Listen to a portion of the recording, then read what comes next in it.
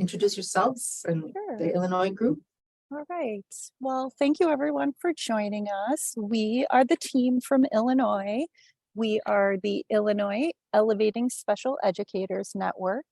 I'm ForumWhalen. I work at the Illinois State Board of Education, and I am the project director.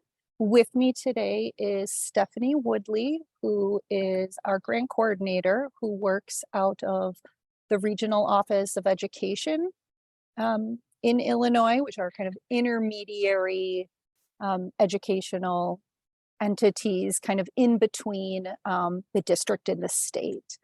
And also with us today is Laura Barwigan, who is our evaluator. So we're really excited to be here.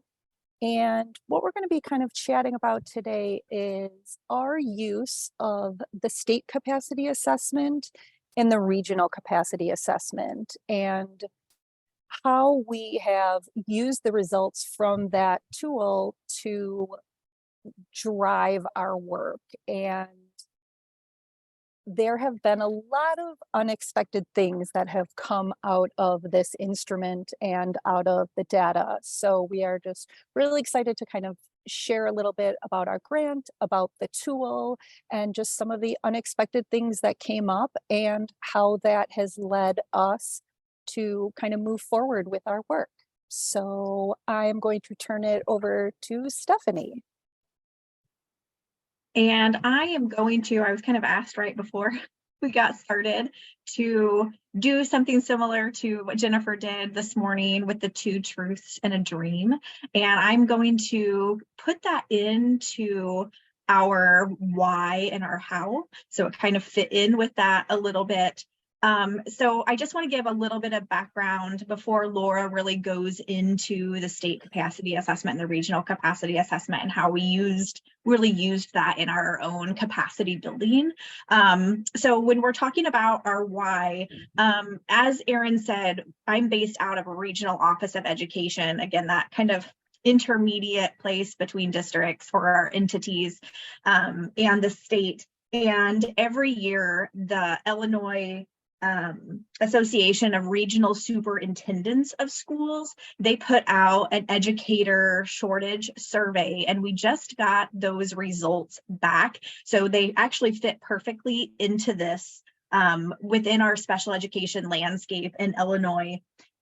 In fall of 2022, so just happened, there were 1,410 special education positions posted. Only and 61% of those went either or underfilled, and they kind of gave some landscape of how they were filling those. And with those, 65% of those unfilled positions went to long-term subs. And so in our special education settings, and I know that this is not an only Illinois difficulty, this is across the nation, but just to kind of give some of our stats where we are. And within special education positions, 72% of the districts that filled out the survey, which they had an over 80% return rate. So across the state of Illinois, so it's a really good return rate. 72% of the districts reported fewer applicants for special education positions that were open in fall of 2022. So as we started as a SPDIG, we wanted to focus on the teacher shortage, the unqualified people, the substitutes, the provisional licenses who are serving in those special education settings, looking at how special educators are receiving training. And once they are in kind of teacher preparation, but also in the schools, and thinking about how they are many times lumped with kind of everyone else and within induction and mentoring programs, but just also in school improvement days, that lack of targeted professional development for special educators. And we always look at, and one of our program measures has to do with success of students with disabilities, and are we helping to improve that outcome as well. So our grant is very broad in ways in which we are trying to really work on the why is kind of our how. So our dream is, of course, to improve the outcomes of students with disabilities, but we also want to recruit and retain special educators through professional learning, which includes that mentoring and coaching, but we're also working on engaging parents, as we know that parents are such a crucial part of improving outcomes of students. And so we partner with one of the parent training information centers also in Illinois. I wanted to put up a map here just so you can see the state of Illinois. If you don't know a whole lot about it, is a large state. It's very long. It's a very long state. Whereas Laura and Erin are kind of in the north part of it. I'm in the central part of it, which means I'm in that area 4. So our state, how we have broken up as a grant is into 5 different areas. And we have those regional offices of education support throughout the state of Illinois. And we have team members across the state. So we're not only out of the same office building that I'm in, we're in 5 other office buildings as well. And so we have 10 full-time staff besides us and 1 part-time staff member as well. And as we were thinking about this, we have team members across the state. Again, now virtual meetings, they really come in handy because we have our team members across the state. But because we have team members across the state, and we are fortunate to have quite a few staff members that work directly on our grant, how in the world do we help with implementation? How do we build capacity? How do we make sure that our system is sustainable across the state, but it makes sense across the state, even though in some areas, and Laura will talk about this, especially for the regional capacity assessment, knowing that some areas, they're very different in the needs that they have as well. So very quickly, these are our objectives in which we are working through as the IESE network. So as I talked about, how can we not only retain special education teachers through our professional learning, but also thinking about the recruiting. We do work, like I said, with long-term subs in special education settings, as well as those on provisional licenses. So how can we recruit them into those positions, and hopefully through feeling supported, we can do that. How can not only we provide professional learning, but how can we empower districts and special ed co-ops and regional offices of education to build professional learning for their special educators? So again, we do provide some of it, but how can we empower them to do the same thing? And all leading into improving the outcomes of students with disabilities. And I know kind of connecting families and engaging families is towards the end, but we know that it is right up there. So please don't think that this is in order of importance whatsoever, because we know that it is not. But how can we connect them and help empower families, but also help educators to build those relationships as well? So within the state capacity assessment and regional capacity assessment that Laura is going to talk about, how in the world did this help us know how we're doing implementing at the state level, but also looking at differences in the regions and how we can use those in order to drive our next steps. So I will turn it over to Laura. Great, thanks so much, Stephanie. So as she was talking about this, as you can tell, that we have 5 different regions across the state of Illinois, and we have program advisors in each of those areas that are going to be driving the initiatives of the IESE network.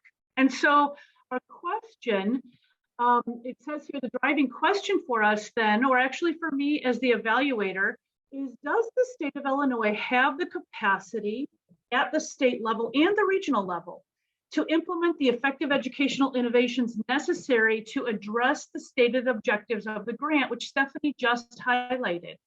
And then the main question here is, upon what evidence do we base our answer to this question? And so actually, as we started, we all had a really good vision of what we were doing. We had our stated objectives, and we were pretty confident that we actually had the capacity at the state level, at the regional level.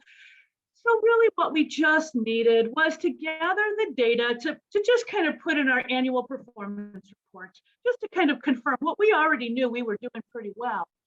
So that's what the initial kind of foray into this is how do we collect data on communicating that we have the capacity to do this? And as you can tell, or you'll be able to tell in our presentation, there were some unexpected surprises, which is why we're sharing with you just how we use the RCA and the SCA to actually drive our initiatives in Illinois. So looking at the two instruments that we use, we went to the SysEP Center, and SysEP stands for State Implementation and Scaling Up of Evidence-Based Practice. And the SysEP Center is supported by a grant from OSEP, and it states on all of its materials that effective implementation capacity is essential to improving education. The SysEP Center supports education systems in creating implementation capacity for evidence-based practices benefiting students, especially those with disabilities. So this sounded like it was exactly what we were looking for in terms of an instrument. They have both a state capacity assessment, and that's the one that's highlighted right now because we'll go into that one first. And they also have a regional capacity assessment, which is shaded because we'll talk about that second. And these two instruments are used as facilitated conversations that are administered at the state or regional level, designed to determine if the elements necessary are present for the state or region to have the capacity to implement the identified effective educational innovations. And so one of them has 24 stated items, the other one has 28 items. And in the facilitated conversation, what would happen, and Stephanie, if you could pull up, skip that one and go to the next one. So people would be presented, I would meet with the state leadership team for the state capacity assessment, and they're presented with an item. So here, item 7, it just reads that the IESE network develops and refines internal policies or procedures that support key initiatives. And then through a consensus building conversation, we would, as a group, as a whole, we would vote on whether or not this statement was fully in place. And the capacity assessment actually gives a definition of what it would look like were it to be fully in place. And then it would be given 2 points to be fully in place. Was it partially in place, which would receive 1 point? Not yet in place is 0 points. And then also, as you can see on the right-hand side, there's examples of potential evidence. So if you had these pieces of evidence, then it would indicate that it was actually fully in place. And so this is what the instruments do, is that they are consensus building conversations that let us know whether or not we have capacity either at the state level or the regional level. And so Stephanie, can you go back one slide now? So the state capacity assessment has different categories where all of these items are grouped under: leadership, infrastructure and resources, and communication and engagement. And so what we did is held those conversations at the state level. So it was all 10 of our staff members, as well as Erin was present, and Stephanie was actually participating at that time as one of our staff members. And so what we came up with, if you could go down 2 slides now, and then we'll follow the regular order, is what we found, which was really inspiring, is that we had specific strengths that the state team agreed were fully in place. The IESE network creates a vision for achieving equitable outcomes of elevating special educators. The ISCE network values staff contributions to effective implementation of key initiatives. The ISCE network leadership demonstrates support for the team responsible for implementing the key initiatives, and the network cultivates a culture of learning. And so we were feeling very proud of ourselves with regard to this. However, there were some unexpected results in the state capacity assessment. These items were ones that the team through consensus, agreed were not in place, which was surprising and unexpected for us because we felt that they were, but obviously across the leadership, it was not agreed that these were in place. So the one that I just shared with you about the ISCE network develops and refines internal policies or procedures, they believed that that was not in place. Item 8, the IESE network effectively communicates with all internal staff and is responsive to feedback from all staff. That was surprising because when the grant coordinator and I and Aaron from the state board talked with one another, we said, well, we do communicate, but it wasn't heard. They didn't believe that it was bidirectional. So that was surprising to us and unexpected. Also, that the IESE network uses a coordinated process for assessing, selecting, and prioritizing key initiatives to support achievement of the articulated outcomes. And this is a big deal because if the leadership team doesn't believe that we have a coordinated process for doing all of this with key initiatives to support the achievement of articulated outcomes, then we really don't have the capacity at the state level to implement our educational initiatives. And so what this led to is after the analysis as a whole, it led to action steps from the September 2021 SCA administration. And so this is how the use of this instrument now changed into just collecting data, but then after reviewing the data, moving toward a next steps and actually a driving force in what we did next. So collection and dissemination of data. We had conversations about what kind of data would be needed. Clarity of roles and expectations. So an understanding of what the different roles were, how they were evaluated, and what their professional learning plans were. We wrote a handbook and then made plans throughout the year for when do we review the handbook and make revisions to it so that everyone has a clear understanding of those internal policies and procedures. And I think that that's interesting because I think sometimes all of us on the team might have ideas about what those internal policies and procedures are, but if they are not written, then it could be that we all have a different understanding and are operating in different ways. And then also just consistent development of professional learning opportunities.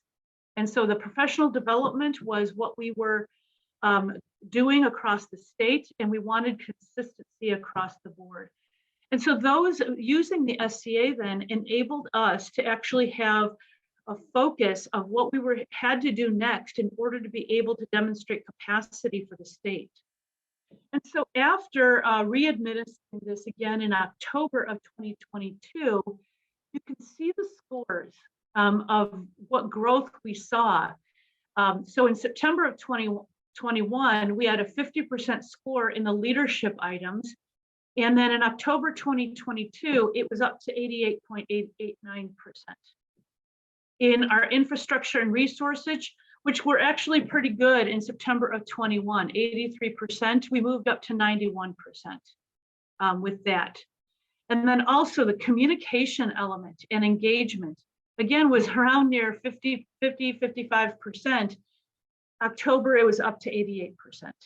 So our overall growth in score was from 60% up to 89%. And so just by using this instrument, having conversations, creating next steps and implementing them, the perception of our state team has increased significantly.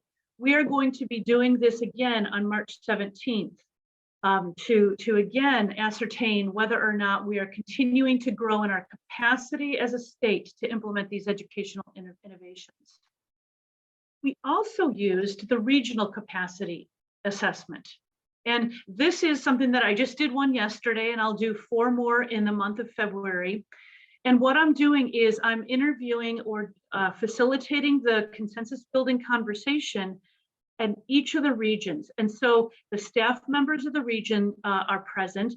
Sometimes we have stakeholders that are strongly involved. Our special education cooperatives sometimes send somebody or they're invited.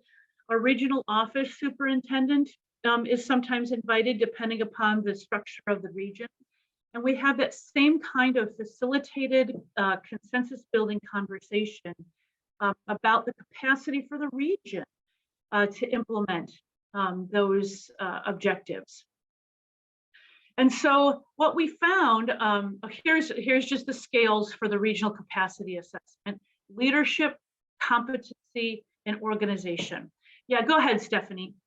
And so what we found with our regions, again, these are strengths. And just to say this again, we were doing these to collect data to confirm that we already knew we were doing a great job. And so to be able to collect the data and be surprised at the unexpected results it was not helpful and happy at the time, but it is now. So our strengths at this time, these were all agreed by the regions across the state, that there is a regional implementation team. Well, hallelujah, there is one, it exists.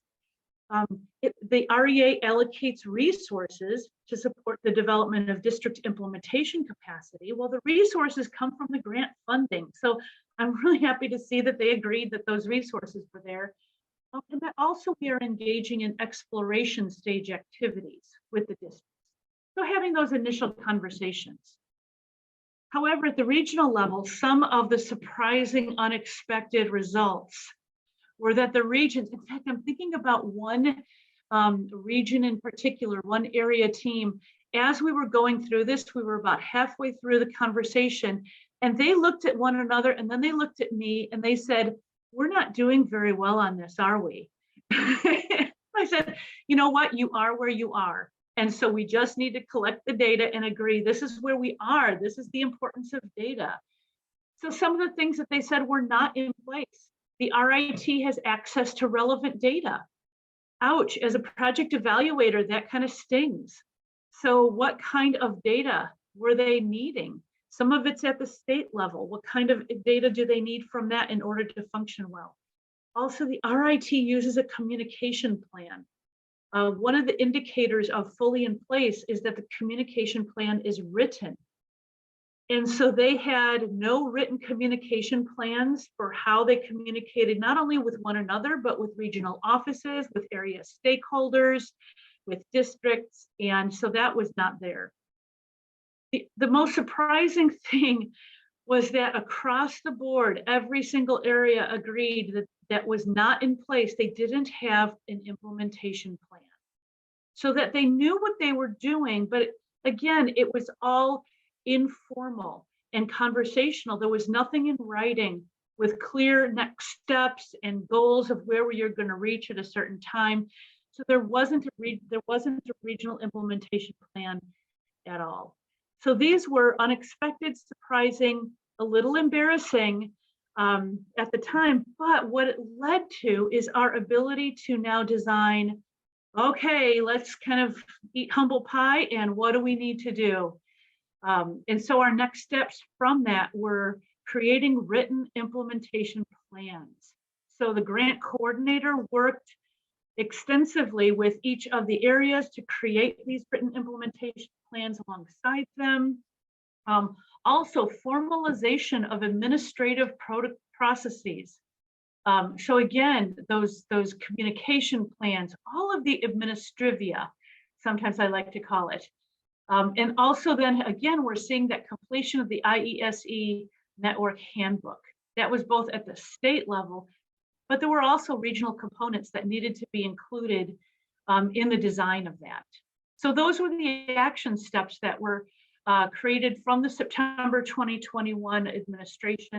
As I said, we did that again in October of 2022. I did 5 different facilitated conversations. And this is what we saw with our regional capacity growth. You know, one of the things that I like to highlight is at the bottom where it says the total regional capacity assessment in September of 21 was a 37.6%. And so that was shocking to us, very unexpected. The leadership, 64%, competency was 40%, and the organization was at 14.4%.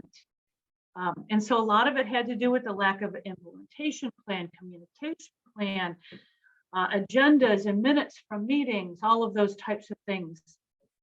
In October, we jumped to a total of 77.2%. But as you can see, 77.2% also indicates that we have a ways to go in our regional capacities. And so I'm hoping that as I'm doing those right now in February, that we are going to see growth that has come from our review of those scores at our October meeting. We do have quarterly meetings in person where we get together, and a large part of those meetings is my sharing of data for that quarter. So we take a look at the data that I gathered from the regional capacity assessments. We'll do that again on March 17th, and I'll share the results of my February conversations, and then we'll take a look at what possible next steps I would recommend based upon the data collected from these conversations. So these are instruments that we have used that have been so very helpful to us in the state of Illinois in driving our agenda in building capacity at the state and regional level.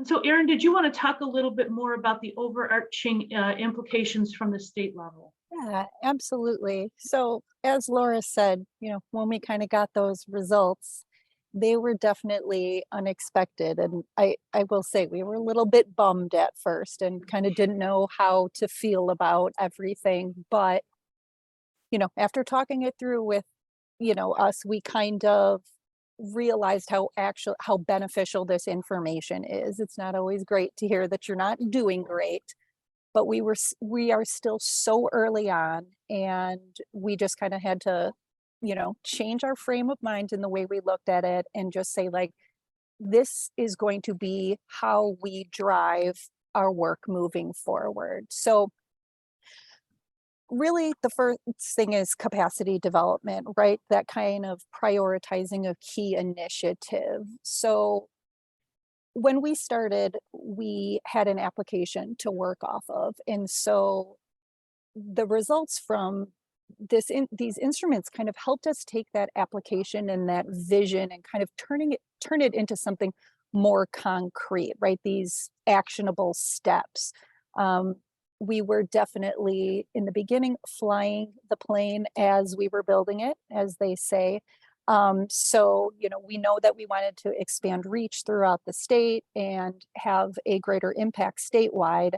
And we just didn't really know how to move forward and see if we were doing that in the right way. So this definitely provided direction and kind of an actionable plan for us to move forward.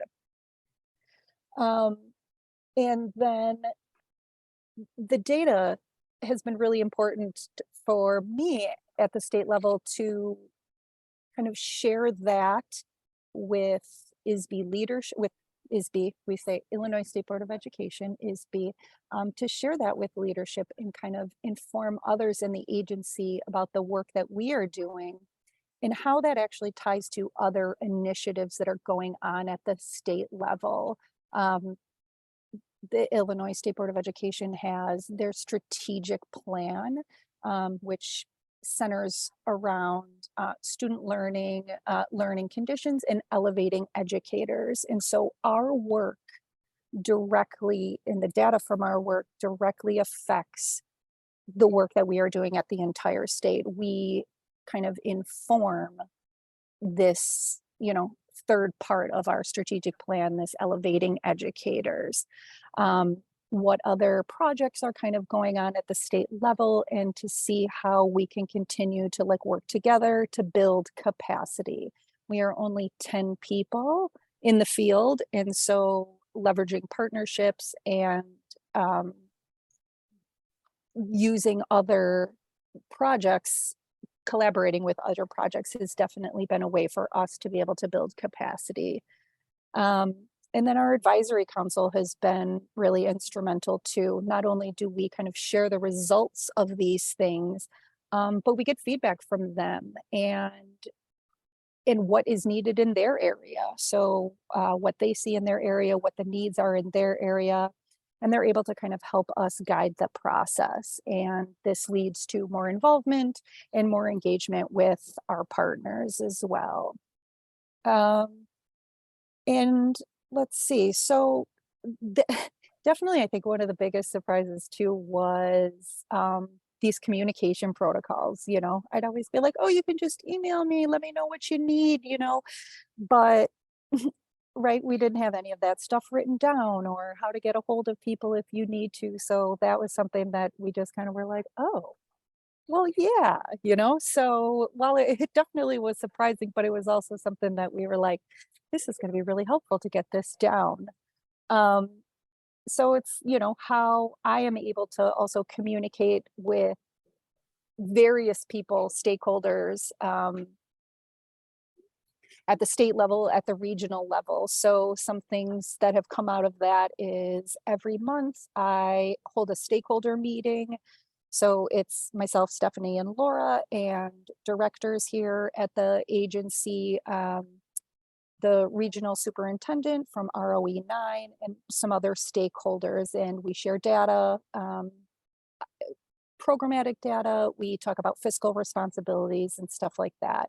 So that's kind of something that has been really beneficial that has come out of that. Setting up regional meetings with our regional stakeholders. We have several regional offices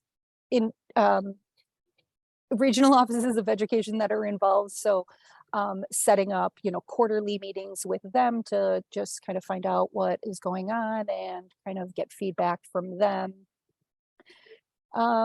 And yeah, I just think that these results have overall just helped us inform our work and how we're able to move forward. Like I said, you know, we kind of in the beginning got really tied down and caught up kind of in the details and how are we going to do these trainings and what do these trainings look like? And so having these results kind of allowed us to kind of zoom out and say, okay, like we need to kind of look at it from this capacity building, you know, aspect, and having that data has been able to help us kind of move forward with building capacity around the state. We want this to be available to as many teachers across the state as possible. So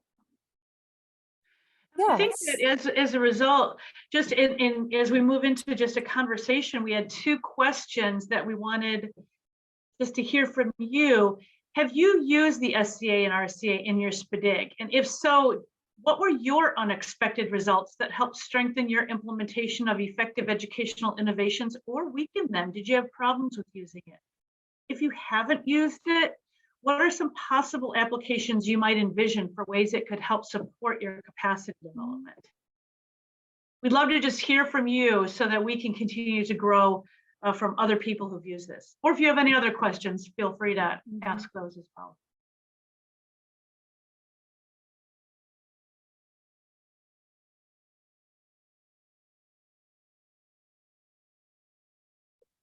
Has anybody else used these instruments?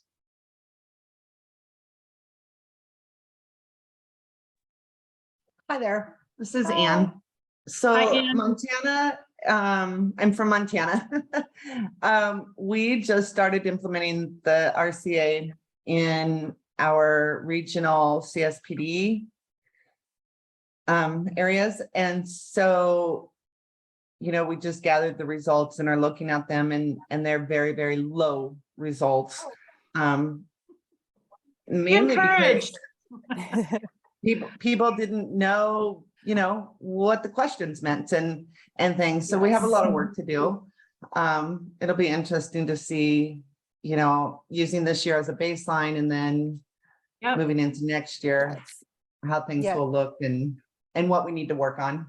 Yeah, and we can definitely echo some of those sentiments about the first time that it was administered.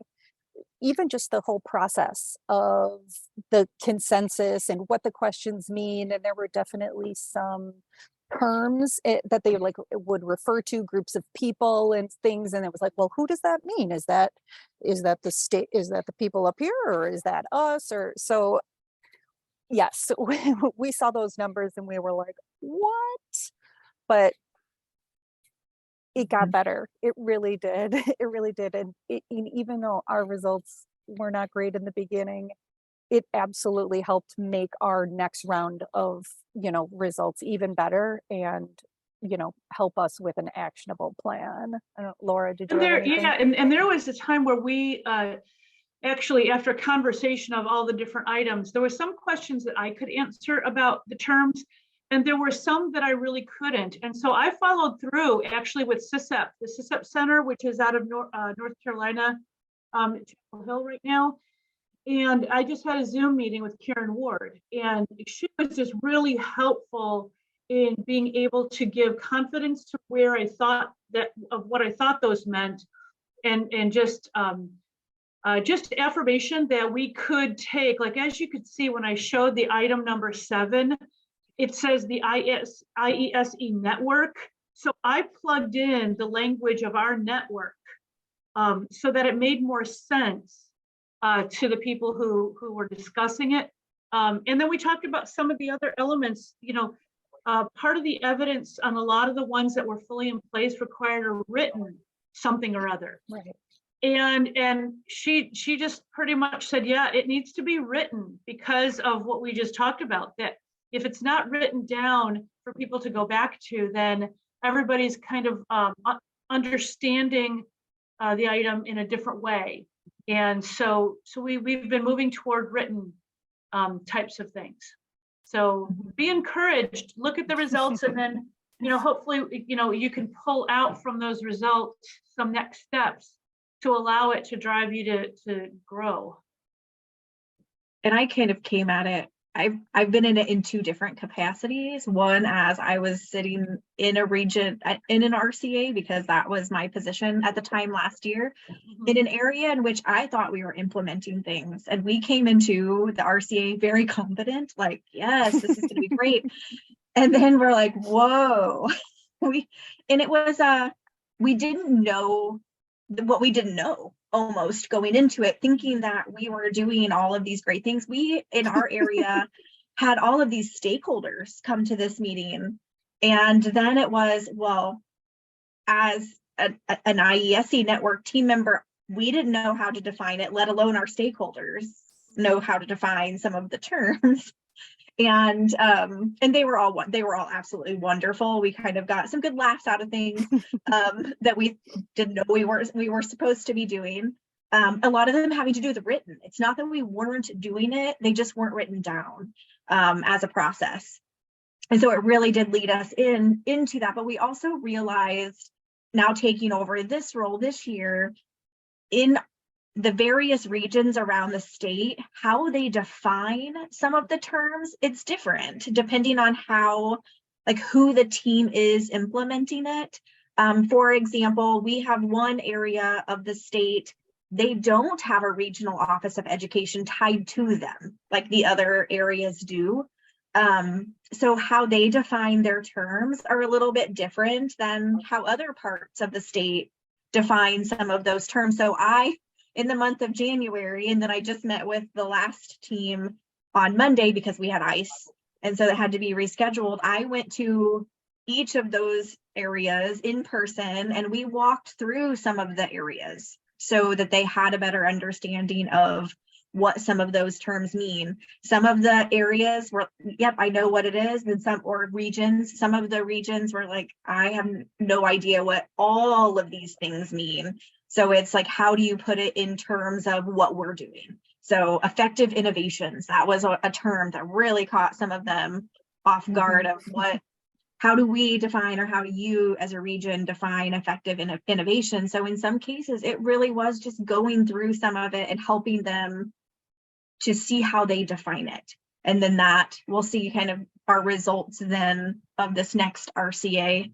But a lot of it had to do with defined terms and shared vocabulary. Just what does that look like? As a state, we want it to be statewide, which again, that is a whole conversation too. But then as a region, how are you defining those terms? So kind of seeing it from and developing those implementation plans was just groundbreaking, because as they wrote down an implementation plan for their region, then they identified the effective innovations. What were they going to be doing? What were the next steps? What was the timeline? Who was going to be doing what? So that was just very helpful. Mhm. June or Sandra, do you currently use the RCA or the SCA, or do you think that these instruments might be at all helpful to your programs? We're using a DCA, and I'm not sure Oh, it's yeah. exactly the Oh. same, but Yes, it's just at the district level. Mhm. So Right. where we did the state level and the regional level, and the next one down is the district level. Yep. and that's just how it makes sense for how we're set up in New York. Yeah. So And have you found it to be helpful? we are just launching, so we have our baseline data collected, Okay. and we're in the process of onboarding and starting implementation in the schools. So I think it will be helpful. Sandra, feel free to jump in. Sandra's been Yes. all those DCAs for the upcoming GEPRA. So I think that they are being helpful in the sense of that it has started through the districts. They have started to reflect on what is their real situation regarding the work that they're gonna do in the project, and seeing how was your process is very inspiring, because you start really like, we don't know, and they didn't know, and there were a lot of questions that they just put 0 because Mhm. that was a Yep. reality. Yeah. And so I'm very happy to see that they can grow so much, and Yes. hopefully next year they can have better results in their own DCAs. And you're right, so much of it is an awareness of kind of what we need to have an implementation plan. Like what? I mean, that was such a watershed moment for them. And it actually, and we were, we at the state team, we were all surprised by that as well. And we actually then used that piece of evidence, some of those, the lowest ones that were low hanging fruit. And we designed a May retreat in May of 22, a 2-day retreat of all of our staff members. And we designed the day in terms of kind of, okay, we are going to write your implementation plan. By the end of this retreat, you are going to have your implementation plan written. And then other elements that were a 0 that we thought could be first steps, that's what we hit at the retreat. And that was the most excellent retreat, because then people left actually having done work and feeling that they had something then in their hands that helped their project, helped them grow, and gave them insights in very concrete ways that they now felt empowered to move forward in good ways. I think one thing that has really helped New York, and I'm on a second project with New York. They started 4 years ago a technical assistance partnership, and each of the regions in New York and all 5 boroughs in New York City have a systems change facilitator. And Wow. they started the process of, I'm just going to kind of shorten it, but for those districts that maybe are struggling with least restrictive environment or disproportionality, or they, the systems change facilitator works with their team of specialists to write a support plan. And so I think coming in now with the MTSSI, all of the districts are aware of this planning process. And so we've adopted the support plan from the partnership. So it's a lot more fluid for them. So they're used to having to do a needs assessment, and they're used to having to set a systems goal, practice goal, and a student goal. And then also they're used to having to do a goal attainment scale for each of those. So I think that's prepared them in a way that maybe they wouldn't have been prepared for scale up. If that makes sense. Yeah. It does. June, how many districts are you working with? So our number's been adjusted a little bit because we got offset by COVID, just like everybody else. I believe our end goal is 52 right now. Okay, It was a little higher when we were funded, but we were funded and then COVID hit, and it's just been incredibly difficult to get all the structures in place needed to launch SPDIG. Thank Okay. goodness. I love Jennifer Kofi. She is just so encouraging and supportive and help through this process, because it was a little bit painful for a while. yeah. Yeah.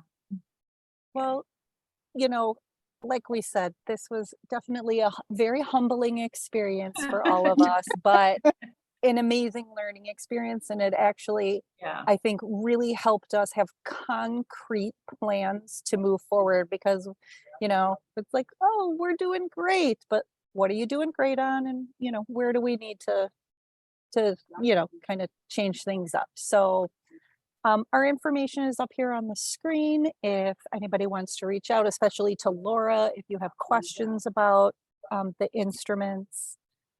I have one quick question. Yeah. This is Ann Carpenter. I think it's for Laura. Probably. When you were saying that you could change the names in the assessment, can you give me an example of Sure. what you did that was appropriate? Yeah, so for instance, I'm going to the items themselves. So for instance, number 7 reads, REA has a written process for selecting effective innovations. I Okay, just put the IESE network has a written process for selecting effective innovations. okay. So if we just said in Montana, because we did them with the CSPDs. So if we just said the CSPD instead Right. of the REA, that would be acceptable to and use? yeah, and what in talking with Karen, because you know you can't change a lot of the language. In fact, I think it Right. specifies in the training and in the documentation you can't.